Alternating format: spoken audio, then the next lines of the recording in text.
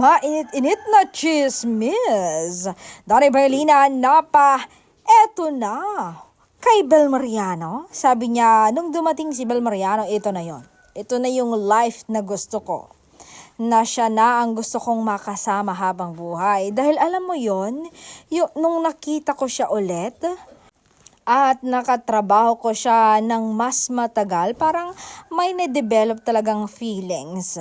Pero wala akong naramdamang butterflies. Yung, alam nyo ba, yung kalma lang talaga dahil pag nakikita ko talaga siya, it feels like home. I feel safe. So doon ko nasabing, eto na, this is it.